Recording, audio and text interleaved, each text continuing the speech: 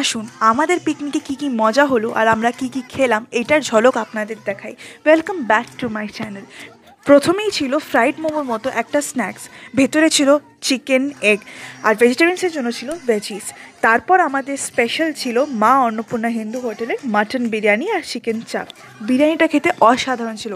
এর একটু রেসিপিটা আপনাদের দেখিয়ে দিচ্ছি, কিন্তু ফুল রেসিপিটা আমার কাছে নেই, এইটুকু ক্লিপটাই নিতে পেরেছিলাম। মাটনগুলো যা সফট ছিল আর আলুটাও ততটাই সফট ছিল, ফ্লেভার একদম ভরে ভরে ছিল। তার সাথে ছিল এই চিকেন চাপ, দুর্দান্ত খেতে ছিল। সাথে ছিল ধোকার ডালনা, উফ, এটা ভাজা খেতে যা ভাল লাগে। আপনারা কি এই মিষ্টিটা খেয়েছেন? এই মিষ্টিটা কিন্তু এসেছিল বারুইপুর থেকে। সব মিলিয়ে একদম জমে ক্ষীর ছিল পিকনিকটা। আচ্ছা, আপনাদের পিকনিকে কেমন কেমন খাবার হয় এটা কমেন্টে নিশ্চয়ই জানাবেন। সবাই মিলে খুব জমিয়ে খাওয়া দাওয়া করলাম।